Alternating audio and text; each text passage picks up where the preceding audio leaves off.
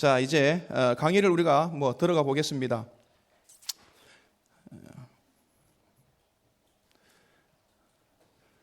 서론본론 결론인데 알다시피 접전은 부서의 교사의 역할, 그 다음에 교사의 자세, 교사의 주의사항, 교사에 대한 다짐, 이런 강의로 될 것 같습니다. 이건 앞에 그냥 보시면 될 것 같고요. 서론 부분인데 최근에 장애인 부서가 참 많이 생겼어요. 여러분들도 알다시피 지금 이 부산 경남 장애인 부서 연합회에 소속되어 있는 부서가, 장애인 부서가 약 50여 개 정도 됩니다. 엄청난 부서들이 지금 장애인 부서가 생겨났습니다.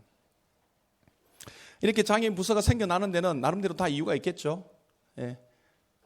그래서 변화들이 있습니다. 교회의 장애인을 향한 인식의 변화, 일반적인 변화들이 지금 많이 일어나고 있습니다. 그 일반적인 변화들을 우리가 좀 살펴볼 필요가 있는데요. 일반적으로 우리 교회는 사랑이라는 이름으로 구제와 동정을 잘하는 그런 공동체죠. 신앙인들 가운데 사랑이라는 마음이 있습니다. 그래서 긍휼한 마음을 가지고 어렵고 힘든 사람들을 보면 도와야 된다, 구제하고 또 섬기는 이런 일들을 생각하고 있었습니다. 그래서 그렇게 했고요. 오늘 또 위에 강의를 들었지만 초창기 때 복음의 대상자들이 또 이렇게 가난한 자들, 또 병든 자들, 어려운 자들이었다는 것을 우리가 봤습니다. 그래서 구제와 동정의 대상이 있었습니다. 시간이 점점 가면서 교회도 사회적인 인식의 변화들이 나게 됩니다. 복지국가로 우리 나라가 들어가면서 일반적인 사람들 생각도 복지에 대한 관심이 점점 많아지고 있죠. 그래서 대부분의 사람들이 이제는 우리도 이 정도는 해야지, 이런 관심들이 일어나게 됐습니다. 그런 관심들이 교회 안에도 일어나게 된 거죠. 그래서 교회 안에도 복지에 대한 관심이 정대되고 성도들도 우리 교회도 이제 이 사역을 해야 되지 않느냐, 이런 생각들이 됩니다. 그리고 그러면서 이제 부서들이 생겨져 나오는데 그 이면에 교회가 안고 있는 생각들 가운데 이런 생각들이 있어요. 장애인 사역을 통해서 교회가 좀 더 발전되고 또 성장하고 또 우리 교회도 이런 사역을 하고 있다는 나름대로의 홍보, 이런 부분들이 서로 이렇게 합쳐지면서 교회 안에 장애인 부서들이 급증하게 되었습니다. 아주 나쁘다고 말하기는 어렵지만 썩 좋은 관점이라고 보기도 어렵다라는 거죠. 바람직한 그 변화는 어떻게 되어야 되느냐? 일반 여기 계신 분들은 이미 다 그렇게 알고 계시겠지만 다시 한 번 더 우리가 되짚어 보는 것입니다. 우리가 이 정체성을 정확하게 해야, 또 목적을 정확하게 해야 우리가 해야 될 일을 정확하게 바른 길로 갈 수 있기 때문에 그렇죠. 그래서 바람직한 변화는 구제와 동정의 대상이었는데 이것이 어디로 가야 되느냐? 목회적 대상으로 방향을 바꿔야 된다라는 것입니다. 제가 앞에 조금 전에 할 때는요, 사회 현상적인 부분을 이야기를 한 거거든요. 그리고 그 사회적인 현상들이 교회 안에 그대로 들어와서 교회도 사회 현상적인 어떤 그런 일들을 충족시키는 사역으로 나갔습니다. 그런데 사실은 교회의 본질적 목적을 깨닫지 못하면 본질적 사역을 해낼 수 없다는 것입니다.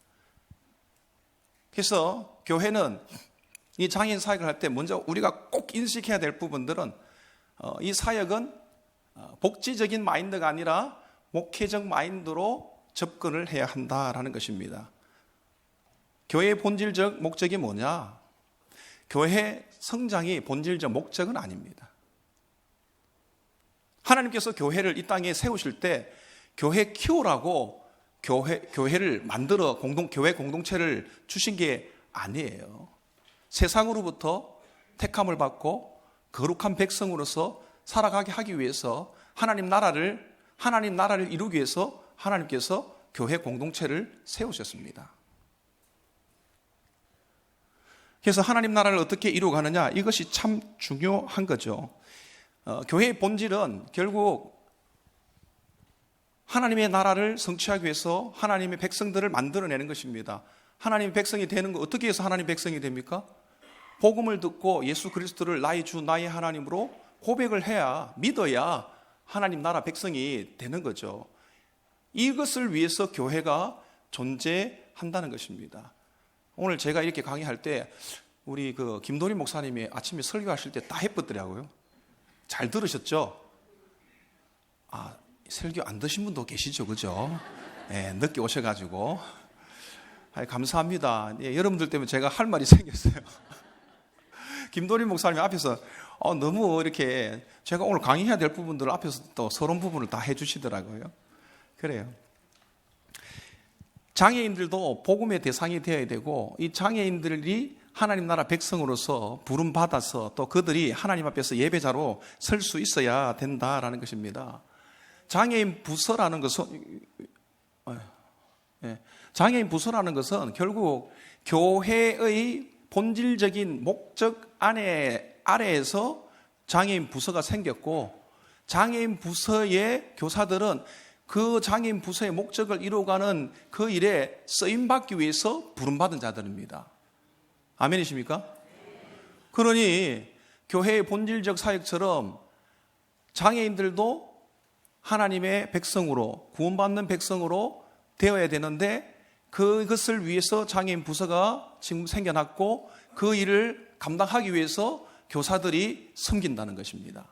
이 사실을 우리가 늘 기억하고 있어야 된다는 거죠. 이것을 잊어버리면 안 되는 것입니다. 그래서 이제 교회의 역할과 자세, 또 이렇게 우리가 또 매너리즘에 빠지는 이유들, 또 극복할 수 있는 방법들 몇 가지 좀 살펴보겠습니다. 교사의 역할, 방금 제가 말씀드렸죠. 교사는 장애인들도 복음을 받고 구원받아 하나님의 백성이 되는데 그 일을 도와주는 일을 하는 것이 바로 우리가 해야 될 일이다.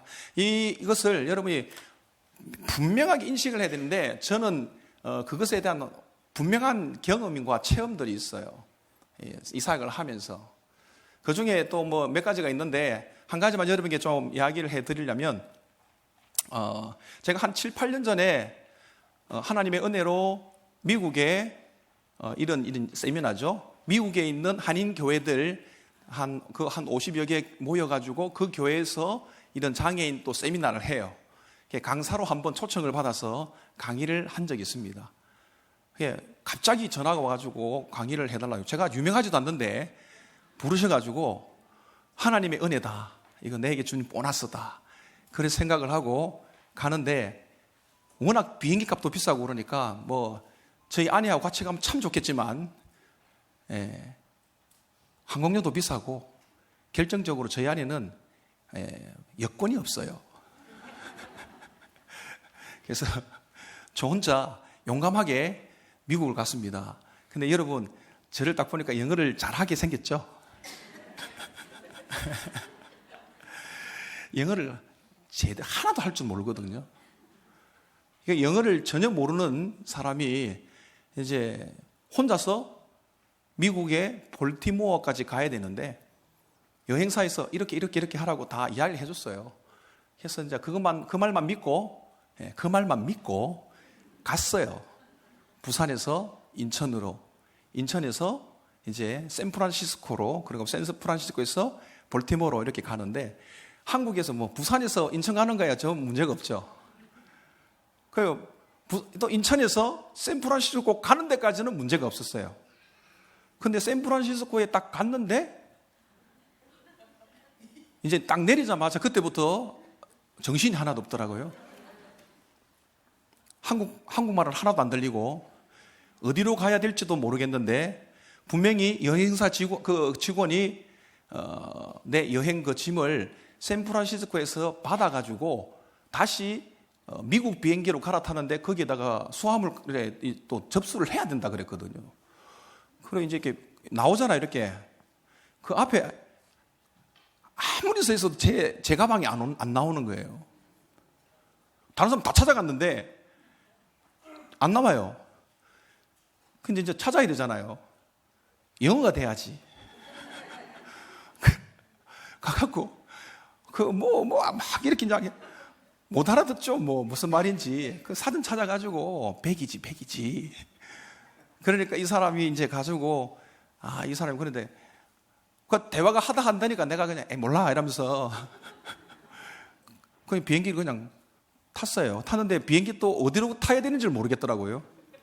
그 수화물칸에 내려왔더니 비행기 타는 데가 또 어딘지 몰라가지고 또 방황하고 있으니까 직원이 부르더라고요. 뭐라 하는데 뭐 제가 알아듣겠어요. 나 하여튼 모른다. 볼티모어. 나 볼티모어. 여권 이거 티켓 일로 가야 된다고. 그러니까 이분이 답답했는지 따라오라고. 컴온. 그래서 그 따라갔어요. 그건 알아듣습니다. 에이, 내가 아무리 그래도 컴온을 못 알아들을까. 그게 따라 들어갔어요. 근데 알고 보니까 나중에 보니까 그 길이 정상적인 통로가 아니고 그 수화물들이 들어가는 그 통로로 따라 들어가가지고 도장 찍고 들어가가지고 앉았어요. 그 앉아서 또 이제 볼티모어로 또 가죠. 가면서 제가 비행기 안에서 이렇게 메모를 이렇게 뚝 하는데 갑자기 그런 마음의 감동이 생겼어요. 너도 봐라. 네가 볼티모어까지 가고자 하는데 네 의사소통이 안 되니까, 대화가 안 되니까 네 제대로 못 가지 않느냐. 근데 지금 너 어떻게 가고 있지? 도와주는 사람들이 있으니까 가는 거예요. 방황하고 있는데 내가 비행기 값을 내놨으니까 거기에 일하는 많은 사람들이 와가지고 이렇게 해라 저렇게 해라 다 가르쳐 주니까 또 막 못 알아들으면 손잡고 가가지고 그거 다 가게 되는 거예요. 그래서 제가 볼티모어까지 잘 가서 강의도 잘하고 돌아왔어요. 우리 교사의 역할이 바로 그거란 것입니다. 하나님께서 우리 장애인들도 구원이라는, 또 하나님 나라 백성이라는 이 목적을 이루시기를 원하시거든요. 이들도 이 여정을 가야 되는데 그 가는 여정 속에 의사소통이 안 되고 인지가 좀 부족해서 어디로 가야 될지를 몰라가지고 그냥 이렇게 방황하고 있는데, 내가 먼저 가본 사람, 또 내가 언어가 되고 잘 아니까 이렇게 오면 된다고 손잡고 같이 가주는 것, 그게 바로 교사가 해야 될 일이라는 것입니다. 저와 여러분들이 해야 될 일이 바로 그것이라는 거죠. 그것을 잊지 말라는 거죠. 우리의 역할이 뭔가. 그래서 우리가 교회에서 해야 될 역할 중 가장 큰 역할은요, 우리 학생들의 신앙 지도예요. 딱 한마디로 말하면 신앙 지도입니다. 네, 이들이 복음을 받고 복음 안에서 믿음이 성장할 수 있도록 내가 신앙을 지도하는, 옆에서 도와주는 그 일이 우리의 역할이다라는 거죠. 그 중에서도 크게 이제 세 가지를 볼 건데,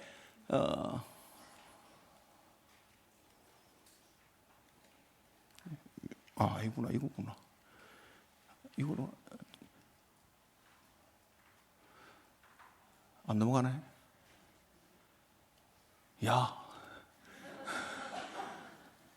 제가 이 강의를 워낙 안 하다 보니까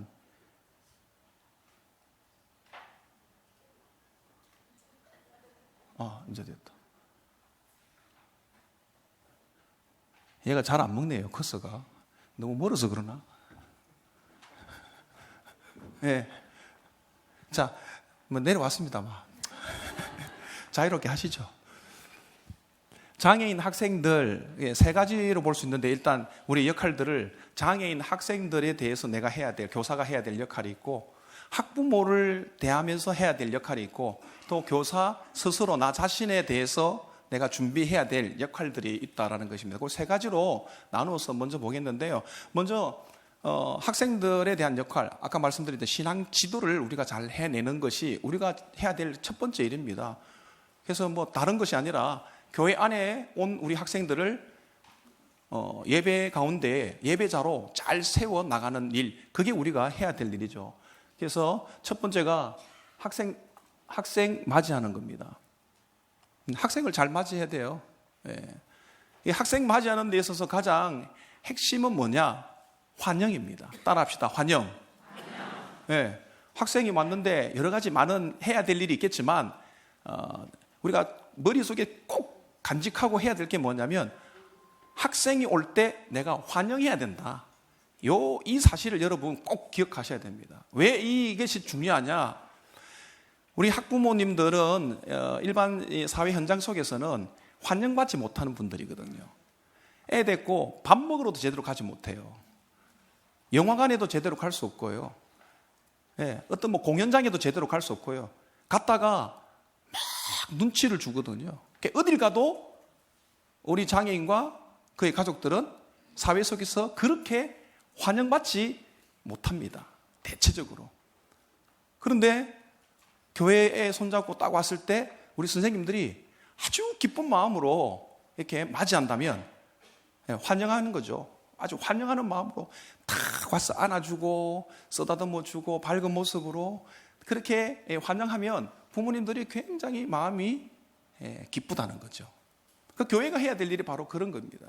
그리고 나중에 돌아갈 때도 중요하기 때문에 이 들어올 때 학생들의 상태를 잘 보셔야 돼요. 머리부터 발끝까지 그 모습을 잘 봐야 나갈 때 들어올 때보다 조금 더 좋은 모습으로 돌려보내면 우리 부모님들이 감동을 받는다는 것입니다. 저희도 우리 애들 이렇게 어린이집 보내지만 갈 때는 단정했는데 돌아올 때 머리 핀이 사라지고 머리가 흥크러져 가보면 이 선생님이 제대로 했나 이런 마음이 탁 들거든요. 학생들도 마찬가지죠. 우산, 비가 와서 우산을 들고 왔는데 중간에 예배 드리고 있는 중에 비가 그쳤어요. 돌아갈 때 우산 놔두고 가버린다고요. 근데 이런 것 하나 우리가 조금 더 신경 써서 딱 챙겨주기만 하면 부모님들은 감동을 받게 되겠죠. 그래서 학생들도 마찬가지예요. 우리 학생들은 정직하잖아요. 세상에서 제일 정직한 사람이 장애인, 특별히 발달장애인. 잘해주는 만큼 잘해줍니다. 뭐 서울대학 나와도 소용없어요. 잘 못하면 가 그래요. 가. 며칠 전에도 제가 한번 끌켰거든요. 가. 아무도 저한테 그런 소리 안 하는데 아주 담대하게 가. 자기 먹는 거 못 먹겠다고. 그래요. 그 잘해주면 뭐 일자무식도 상관없어요. 선생님 하고 막 와서 앵긴단 말이죠. 그래서 환영을 하는 게 중요하다는 것입니다. 두 번째 뭐 또 보면은 기도에 대한 지도를 해야 되는 것입니다. 기도 지도에서 가장 중요한 것은 그거죠. 신앙 교육에 있어서 가장 중요한 게 뭐냐면 말씀과 기도예요. 그러니까 당연히 우리 학생들도 말씀과 기도를 할 수 있도록 우리가 지도해야 되는 겁니다. 그 중에서도 우리 학생들이 스스로 기도할 수 있도록 지도를 해야 되는 거죠. 우리가 그냥 다 해버리면 학생이 할 수 있는 그 역할들을 뺏는 것입니다. 기회를 뺏는 거죠. 우리가 기회를 뺏으면 안 되죠. 그들이 할 수 있도록 도와주는 거니까. 그리고 여러분 알다시피 여러분 아세요? 우리의 기도는 하나님이 그렇게 잘 안 들어줍니다. 이거 한번 볼까요? 5년 이상 되신 분, 신앙생활 하신 지. 다 들고 계세요. 다 들어보세요. 안 되신 분 말고 진짜로 5년 이상 되신 분, 10년 이상 되신 분.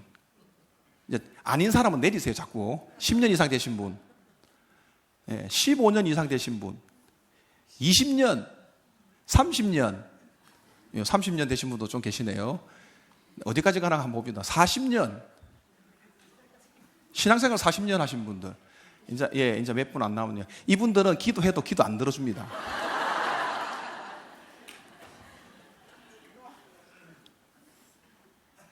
왜냐면요, 너가 40년 동안 신앙생활 했으면 너가 하나님의 마음을 제대로 알아서 이제 그렇게 살아야지 뭘 구하고 있냐.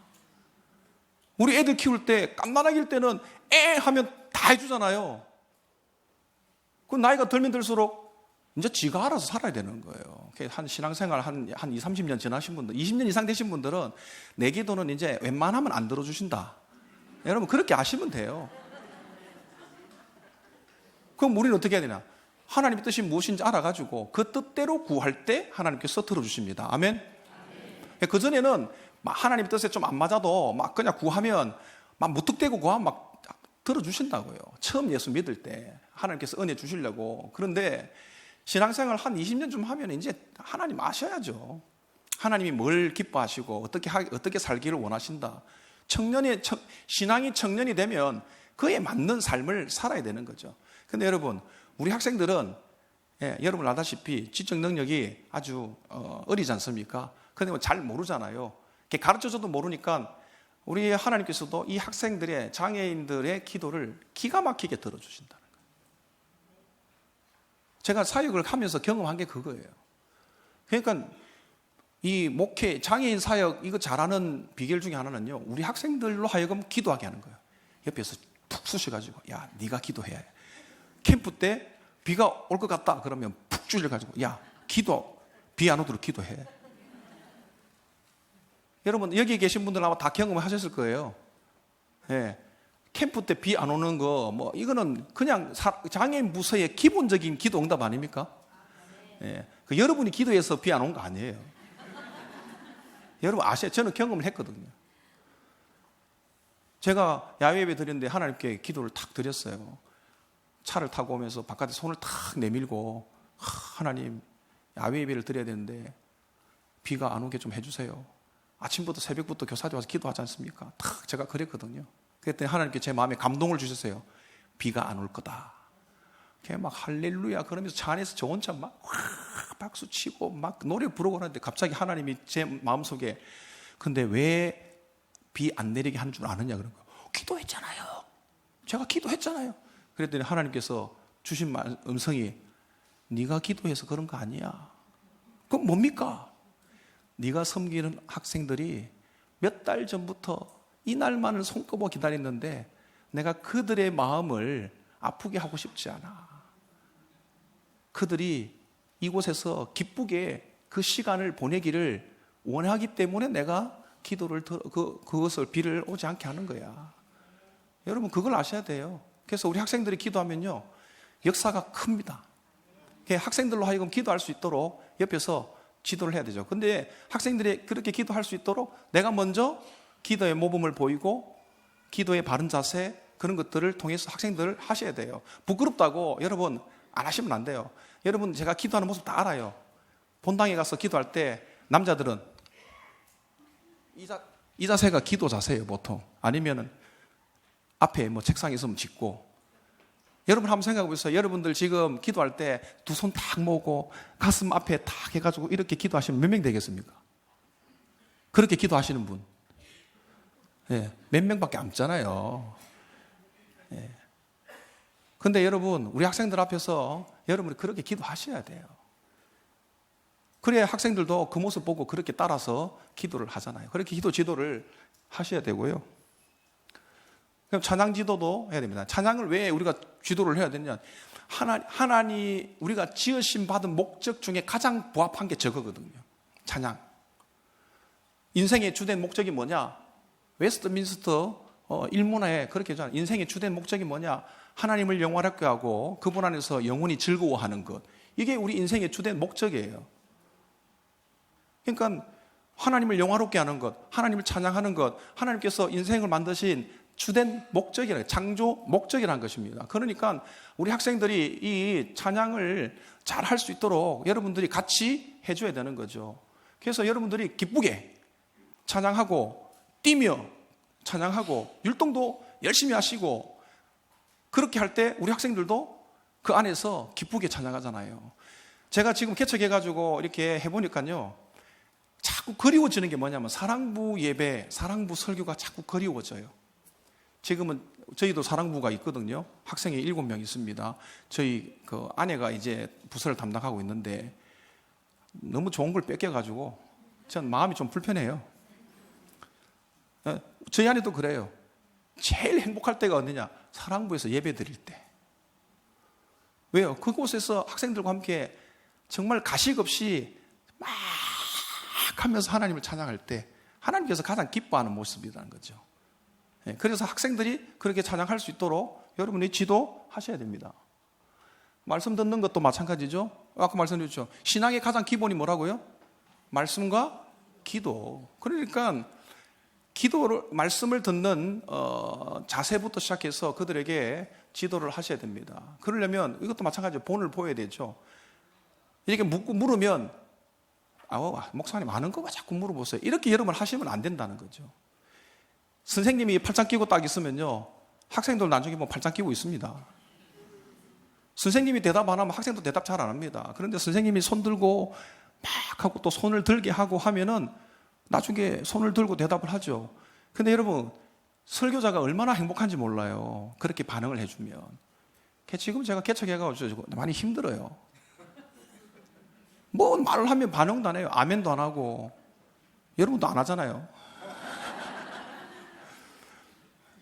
그러니까 이 학생들이 말씀을 듣는 자세, 또 그 안에서 누릴 수 있도록 지도를 하셔야 됩니다. 그리고 헌금 지도도 마찬가지죠. 헌신이죠. 이것은 헌신을 지도하는, 가르치는 겁니다. 헌신, 어떻게 헌신해야 될 것인가, 이것들을 가르치는 거죠. 그리고 공과지도, 공과지도는 목사님이 또 전도사님이 말씀하신 것들을 일주일 동안 살아갈 수 있도록, 삶에서 실천할 수 있도록 적용시켜 주는 것입니다.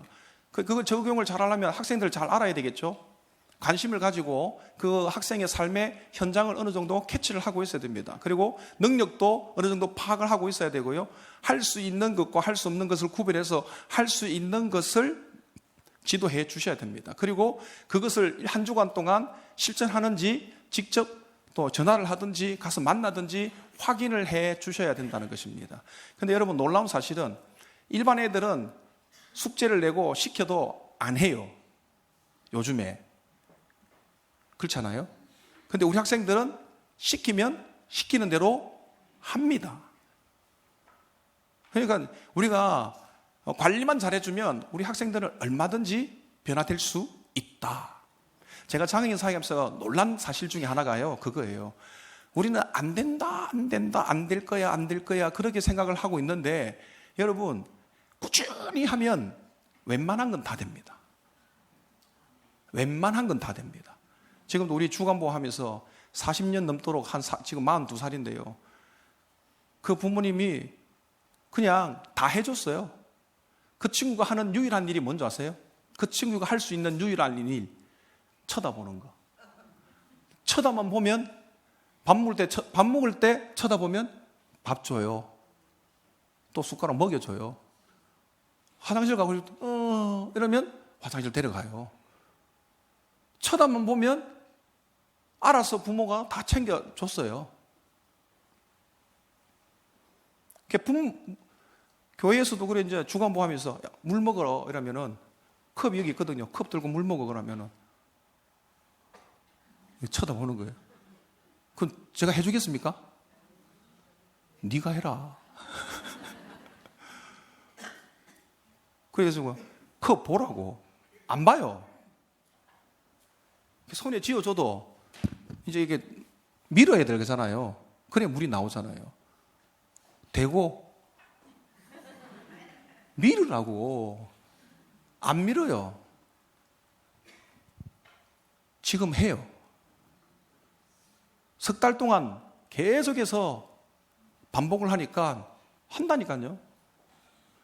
수영록의 오케스트라도 마찬가지입니다. 처음에 했을 때 성도들은 좀 잘하네, 학생들이 장애가 별로 없는가 보다, 뭐 이렇게 생각할지 모르는데, 여러분 그렇지 않습니다. 뒤에서 서울 온누리교회 사랑챔버 오케스트라 초청회가 공연할 때 정말 잘했거든요. 근데 제가 무대 뒤에 있을 때 아이들의 모습을 저는 다 봤거든요. 이야! 막 그러고부터 막 난리를 하는데, 그랬던 애들이 갑자기 무대 딱 올라가는데 딱 해가지고 30분 이상을 꼼짝도 안 하고 공연을 해내더라고요. 다른 사람은 몰라도 저는 뒤에서 너무 감동도 되면서 되는구나, 그걸 제가 깨달았어요. 그래서 학생들이 할 수 있는 일들을 지도해 주셔야 됩니다. 장애인 부모에 대해서 소통을 해야 되죠. 그래서 가장 먼저 첫째는 예배 후 대화. 그 부모님들은요 궁금해요. 학생들이, 자녀들이 어떻게 한 시간을 보냈는지 그것에 대한 궁금증을 다 가지고 있거든요. 그럴 때 마치고 학생을 인도할 때, 아니면은 뭐 집에 차를 태워 두고 갔을 때 주보나 메모지나 기타 그런 게 오늘 했던 일들에 대해서 이렇게 안 좋은 거 말고요. 그런 거 굳이 말 안 하셔도 돼요. 물으면 이야기해 주는데 묻지도 않았는데 이야기하지 마세요. 그런 거는요. 좋은 것들 잘 정리해서 이야기를 해주면 부모님들이 위로를 받습니다. 궁금하잖아요. 자기 애에 대해서 알고는 있지만 그래도 교회 가서 어떻게 살았는지 어떻게 지냈는지 그런 것들에 대해서 한마디만 딱 해주는 그것이 부모들한테는 위로가 되는 겁니다. 그래서 그런 소통들을 해야 되는 역할들이 있고, 문서 발송 및 공지사항 전달, 이것은 학생들이 더 많은 정보와 더 많은 기회들을 가질 수 있도록 알려줘야 되는 그런 책임이 있습니다. 교사의 역할 중에.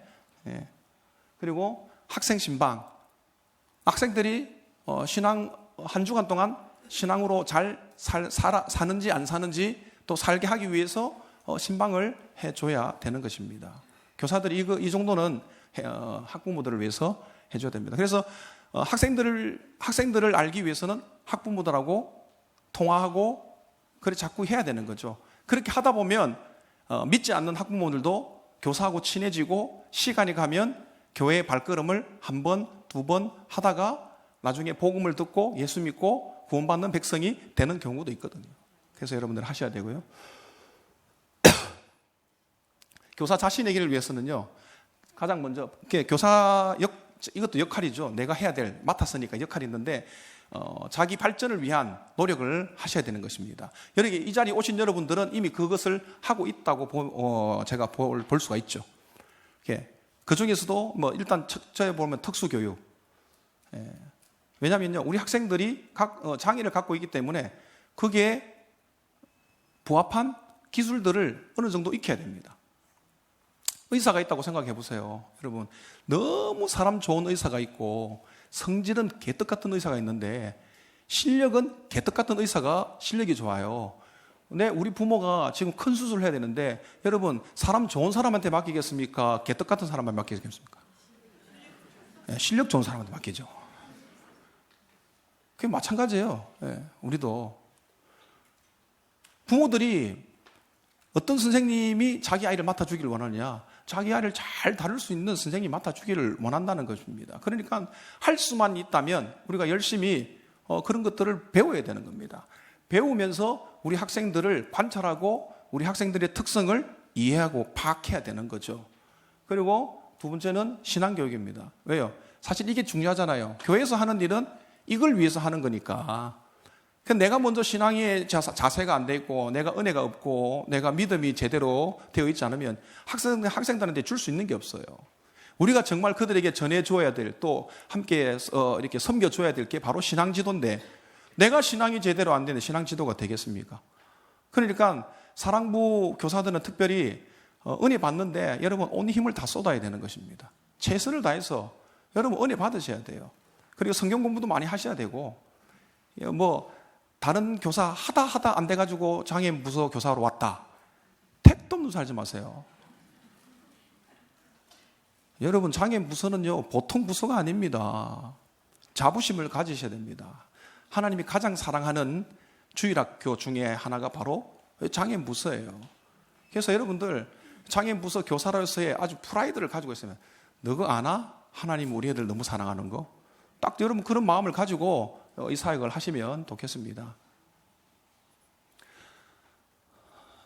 근데 교사가 우리가 무한정 우리가 학생들을 섬겨낼 수가 없어요. 그래서 교사를 하면서 한계를 어느 정도 인식을 해야 됩니다. 그 설정을 해두고 사역을 하셔야 돼요.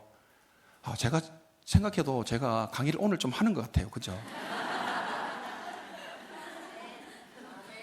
아니 지금 이 원고를 안 보잖아요. 원고를 안 보고 지금 여러분 이렇게 해낼 수 있는 건 지금 보통 일이 아닙니다. 한번 해보실래요? 보니까 여기는 조시는 분이 없네요. 예? 그래서 우리가 사역을 하면서 어느 정도 한계는 알고 해야 된다는 거죠. 잘못 알면 지칩니다. 이제 조금 이따 나오겠지만 우리가 매너리즘에 빠지는 여러 가지 이유가 있는데 이 한계 설정을 제대로 못하면 우리가 빨리 지치게 되는 거죠. 그 첫 번째가 뭐냐면, 자, 우리가 먼저 인식해야 될 게 우리가 교사가 학생들에게 예수를 믿게 하는 것입니까? 아니면 예수 믿도록 돕는 것입니까? 네, 돕는 거죠. 이걸 여러분 꼭 기억하셔야 됩니다. 자꾸 내가 어떻게 뭐 믿게 해보려고 막 그렇게 하시면 안 돼요. 이거는 일반 마찬가지죠. 전도하러 가는데 부담이 되는 이유가 뭡니까? 믿게 하려고 하니까 부담이 되는 거죠.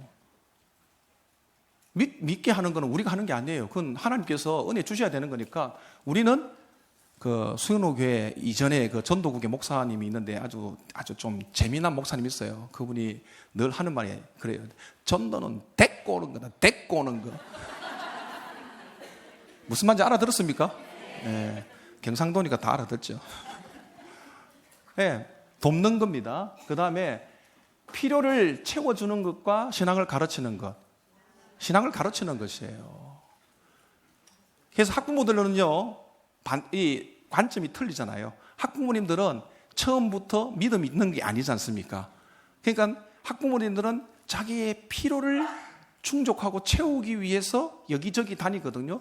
그러는 가운데 교회까지 왔단 말입니다. 그래서 부모들은 일단 신앙이 들어가기 전에 먼저 이 교회를 통해서 자기의 필요들을 충족받고 싶습니다. 교사를 만나보니까 사람이 너무 좋아. 그러면 학부모들 가운데 조금 약은 사람들은 야, 이 사람한테 떠맡기면 되겠다. 이런 생각을 하시는 분들이 있어요. 그래서 자기 어디 외출할 것 같으면 아, 선생님 제가 어디 가야 되는데요. 이러면서 그럼 또 선생님 또 사랑이 많아서 자기도 할 일이 있는데 어쨌든 예, 그러면서 또 가죠. 뭐 한다, 이거 필요한데 그래가지고 긍휼함이 많은 또 선생님일수록 아유, 이러면서 막 가죠. 우리는 복지를 목적으로 하는 사람들이 아니라 신앙 지도를 우리가 해야 되는 사람이거든요. 그러니까 그 관계를 분명히 갖고 있어야 돼요. 필요를 채워주는 게 아니에요. 목회자도 마찬가지입니다. 어떤 사람들 가운데 자꾸 교회 와가지고 목사님한테 이렇게 막 좀 도와달라고 하면서 물질적으로 자꾸 막 요구를 하고 그런 분들이 있어요. 저는 뭐 많이 도와주는 편이에요. 예, 저는 많이 도와주는 편이에요. 여러분 믿어주세요. 예, 하지만 분명하게 해야 될 것은 목사는 물질로 돕는 사람은 아니에요. 목사는 하나님의 사랑을 말씀으로 또 양육으로 가르침으로 사랑을 전하는 사람이지 물질로 돕는 사람이 아니라는 거죠. 그러니까 저한테 와서 그런 걸 요구하면 된다 안 된다? 안 된다. 예. 그 부모들도 마찬가지입니다. 선생님한테 가서 이거 자꾸 요구하면 된다 안 된다? 안 된다. 그럼 요구가 됐을 때 여러분 어떻게 해야 된다? 과감하게 자르면 안 되고요. 지혜롭게 그런 것들을 넘기셔야 됩니다. 신앙을 위해서라면 모르겠는데 그 외에 다른 것들은 여러분이 거기까지 이렇게 깊숙이 섬겨주는데 너무 필요를 채워주는 데까지 가면은 지칩니다. 하나를 주면요 2개를 달라고, 2개를 주면요 3개를 달라 하거든요. 그러다 보면 어느 순간 내가 이러다가 못 섬기겠다 이런 마음이 확 든단 말이죠.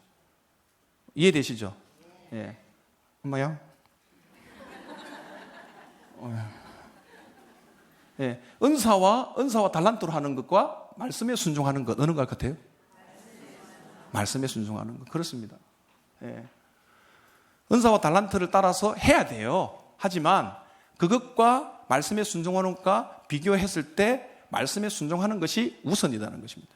왜요? 그게 신앙 지도이기 때문에 그렇습니다. 우리가 교사들도 마찬가지예요. 제가 수영로교에 있을 때 특수교사로서 아주 잔뼈가 굵고 아주 대단하신 우리 선생님들이 계세요. 근데 감사한 것은 그 선생님이 저도 선생님을 존중해서 웬만하면 다 특수교육 관련 부분은 다 그렇게 해요. 하지만 목회적 관점에서 볼 때 아닌 경우가 있어요. 특수교육적 관점에 볼 때는 해야 되는데 목회적 관점에서 볼 때는 아닌 게 있어요.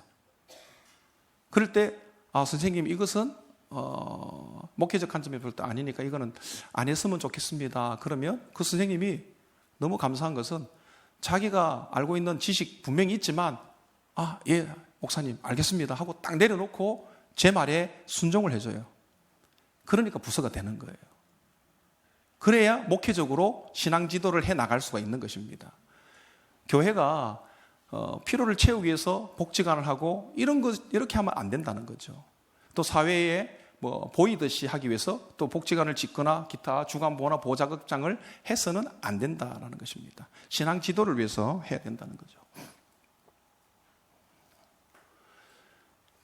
자, 이제 교사의 자세를 잠깐 보겠습니다. 네.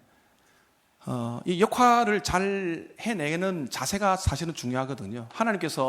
하나님께서는요, 우리의 결과보다 과정을 더 관심 있게 보십니다. 아멘이십니까?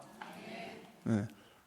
그래서 하나님은 우리에게 결과보다 관심을 하기 때문에 교사가 학생들을 지도해 나가는데, 여러분 보세요. 지금 이제 우리가 교사를 돕는 것만 생각하지만 조금 더 생각하면은 이제 좀 내려와야겠다.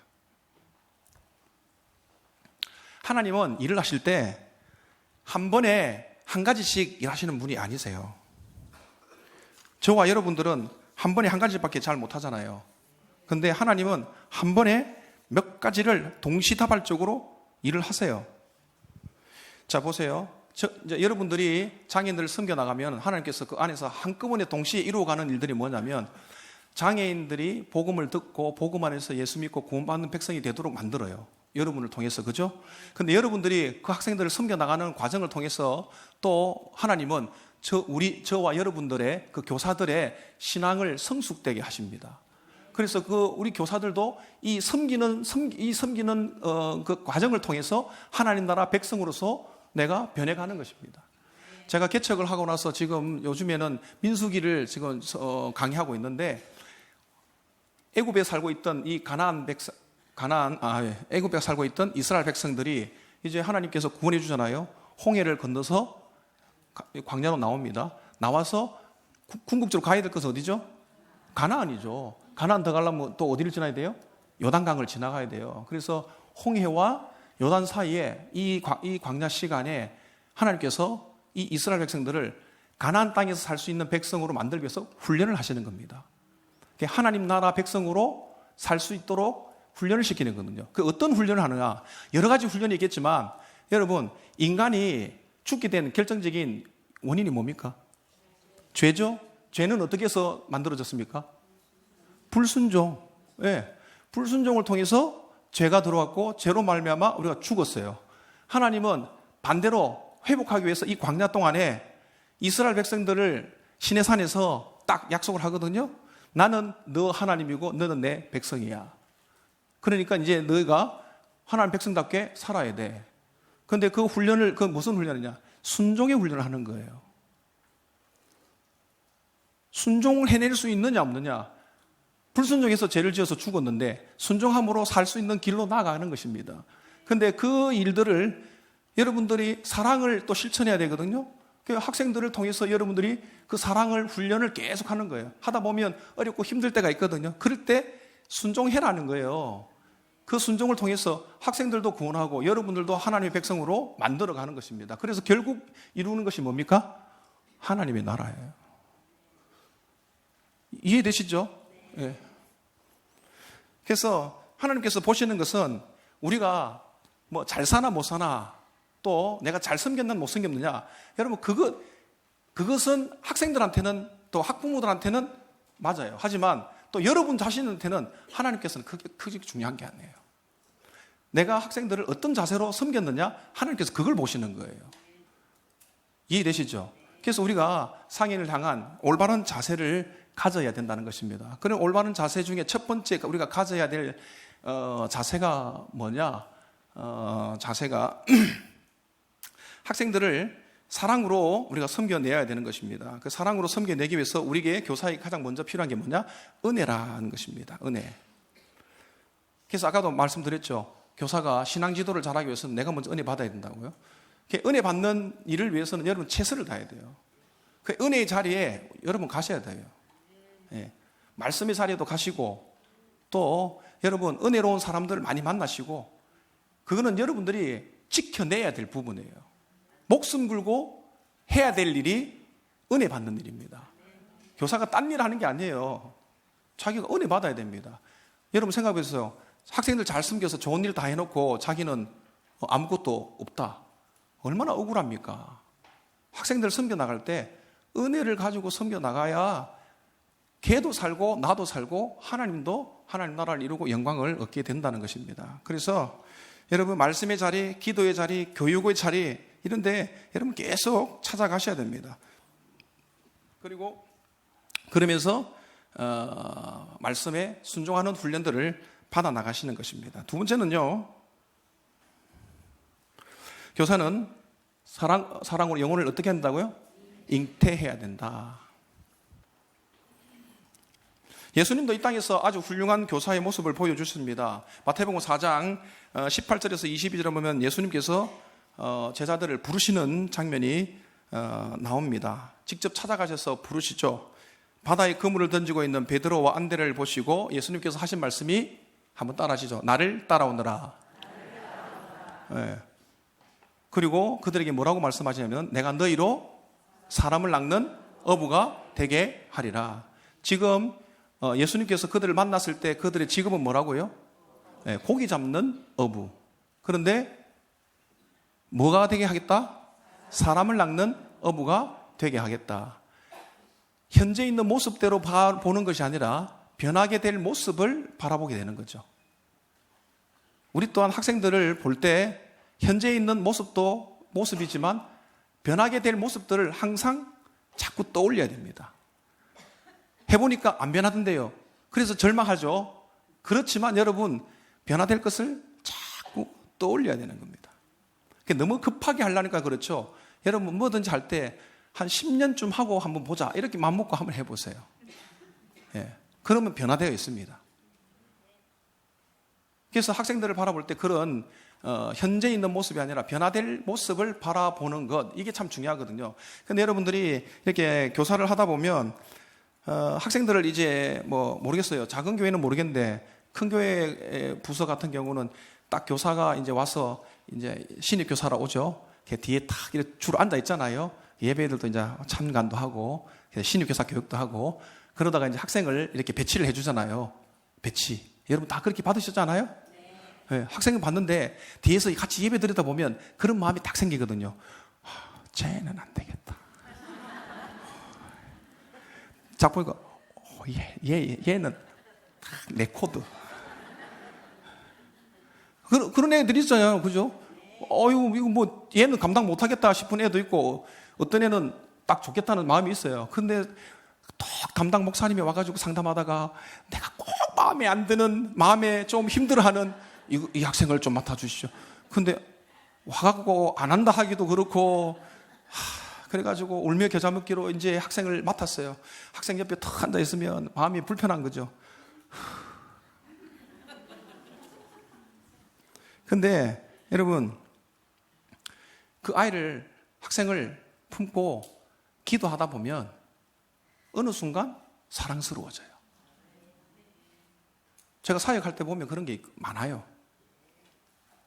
저희 아내도 옛날에 그런 적이 있거든요. 학생을 보니까 저 학생은 안 되겠다는 거예요. 근데 목회적으로 볼 때는 반드시 저 학생을 해야 된다는 거예요. 현실적으로는 아닌데 목회적으로는 저 학생을 해야 된다. 하여튼 싫은 행동만 골라서 하거든요. 근데 계속 기도하고 품다 보니까 어느 날 예뻐 보여요. 이게 중요한 겁니다. 우리 학생들이 예뻐 보여지는 때가 옵니다. 그래서 학생들을 품어야 돼요. 기도로 품어야 됩니다.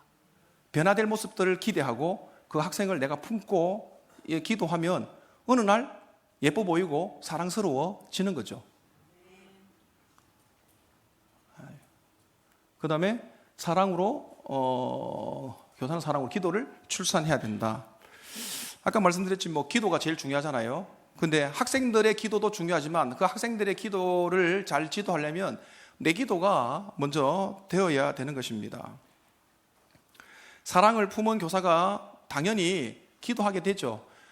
자녀를 사랑하는 믿음 있는 분들이 자녀를 위해서 기도 안 하겠어요? 여러분 자녀를 위해서 기도 안 하십니까?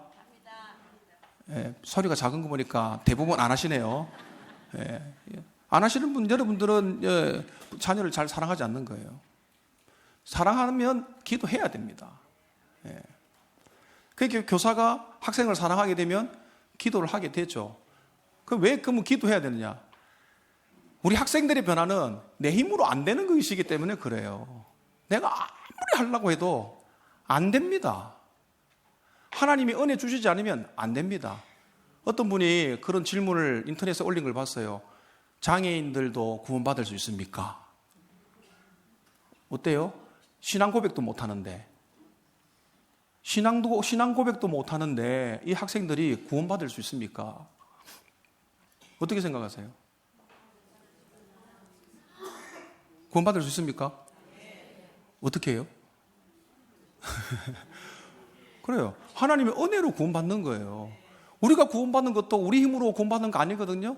그러니까 우리 장애 학생들도 구원받는 것은 그 학생들이 어떤 무엇으로 구원받는 게 아니라 전적인 하나님의 은혜로 구원받는 것입니다. 그들의 변화도 하나님의 은혜로 변화되는 거예요. 그러니 어느 누구보다 기도가 필요한 곳이 바로 장애인 부서고 장애 학생들입니다. 그래서 우리가 그 학생들을 위해서 끊임없이 기도해야 된다는 거죠. 기도하면 하나님께서 일하시고 역사하십니다.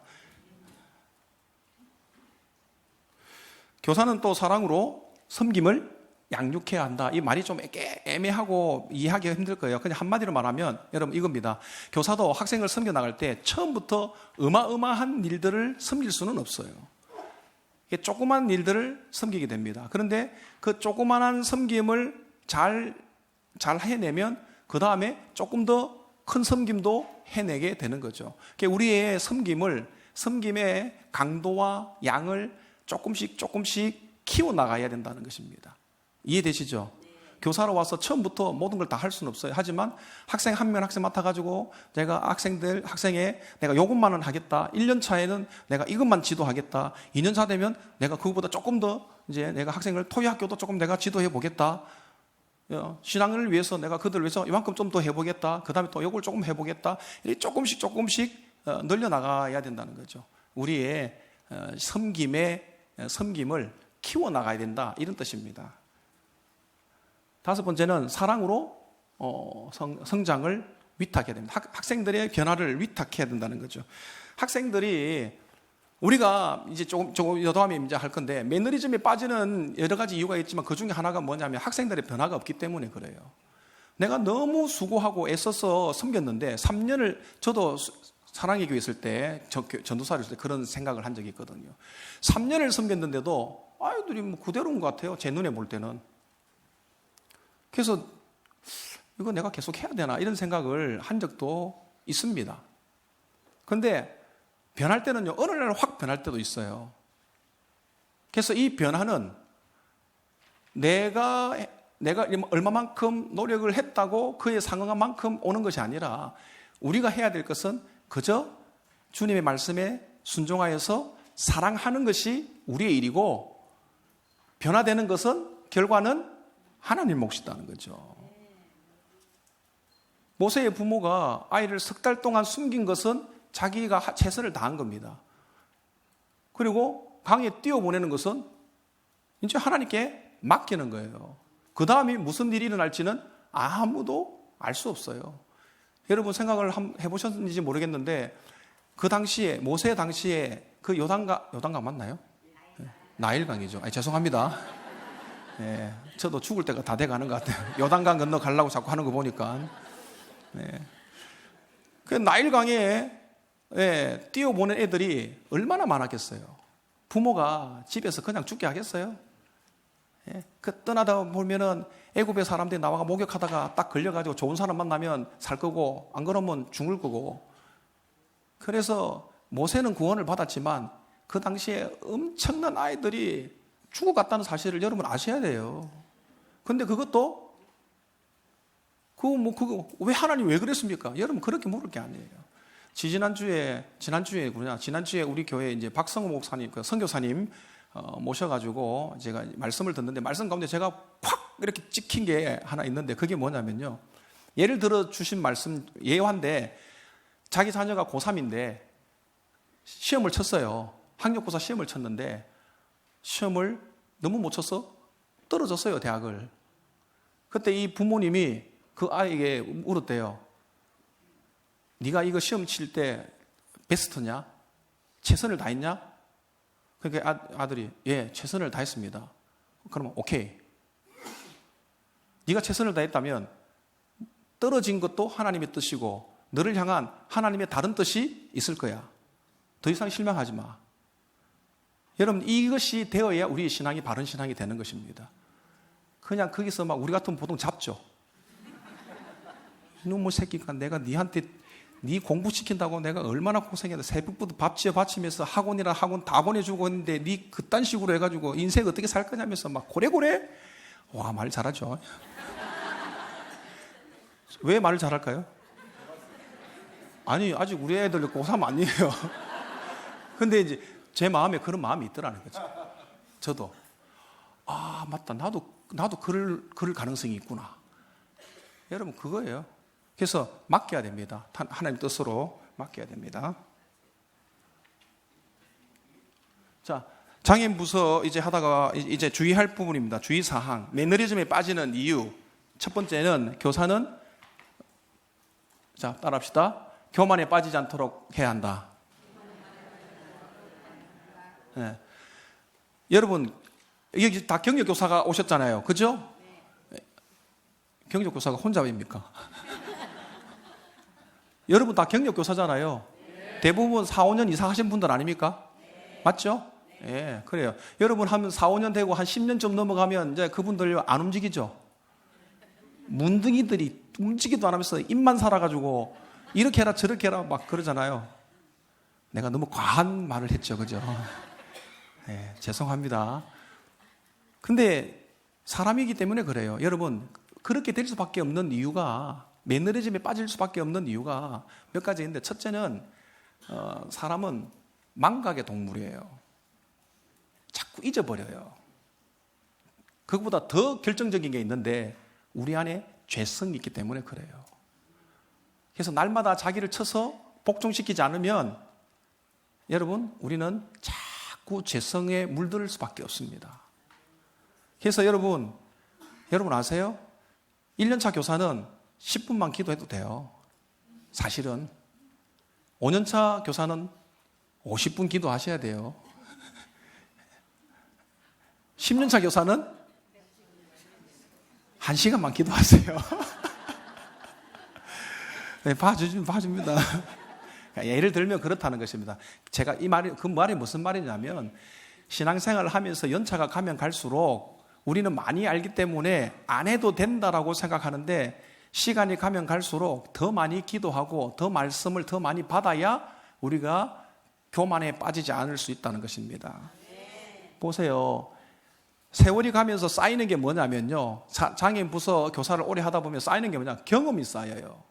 학생들을 이제 1년 해보니까 파악됐어요. 어떻게 하는지 대충 나왔거든요. 그 다음부터 노력을 안 한단 말이죠.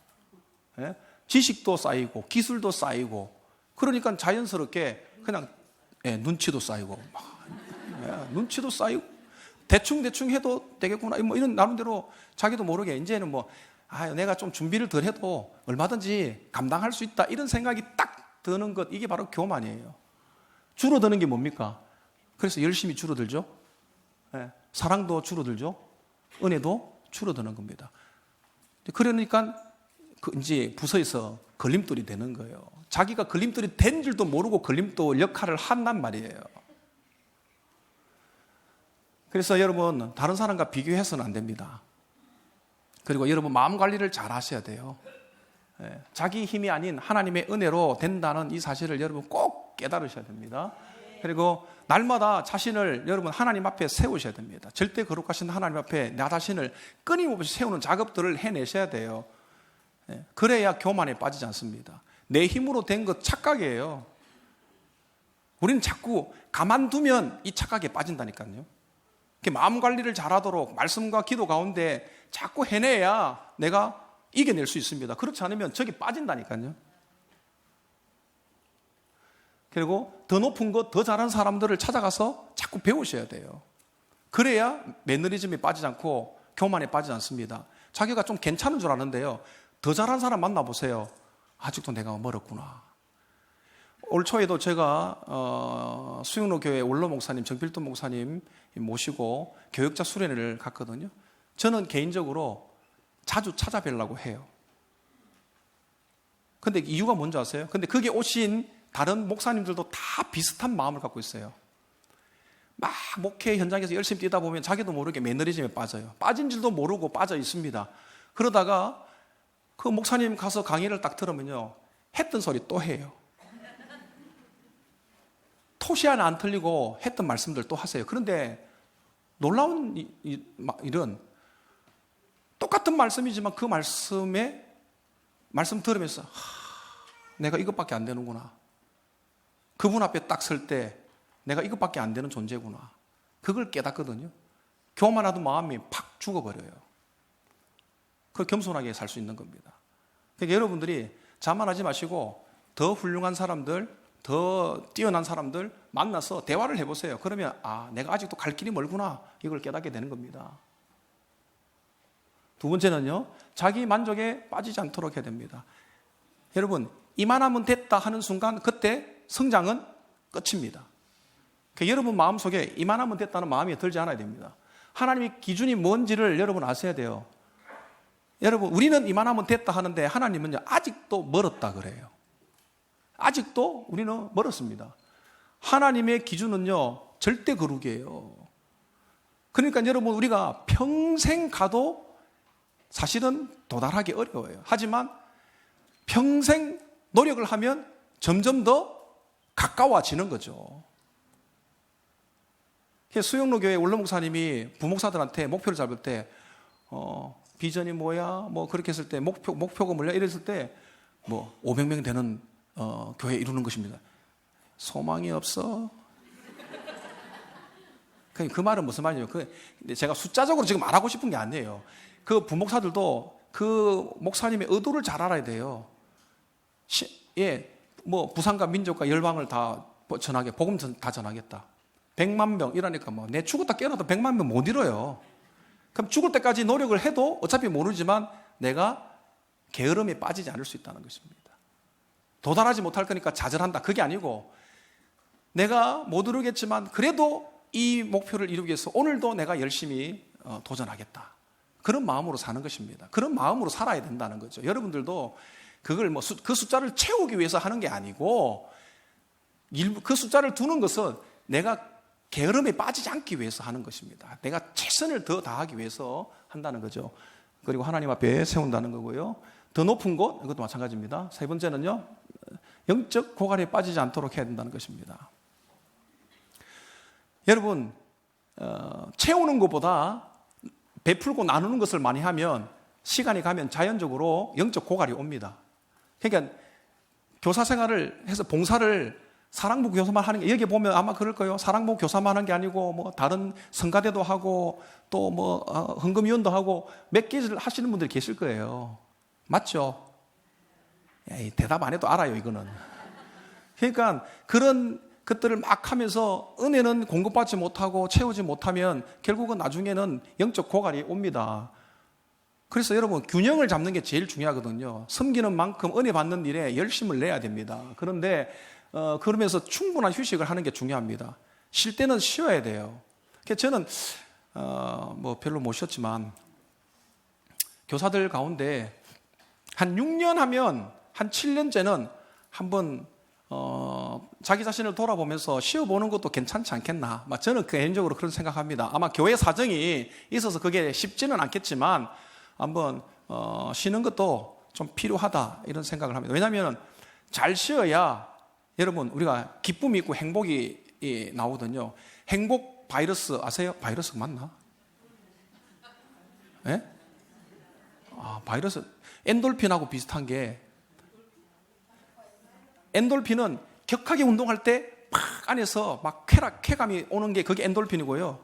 운동 딱 마치고 샤워하고 창가에 해가 지는 석양 아래에서 커피 한 잔 딱 해가지고 딱 마시면서 음미할 때 그때 나오는 네, 게 있어요.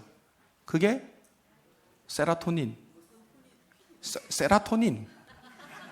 세라토닌이라니까요. 세라토닌. 행복 바이러스, 행복감을 주는 게 나온단 말이죠. 근데 그게 휴식을 충분히 해야 나온다는 거죠. 쉴 때 팍 쉬어야 된다는 것입니다.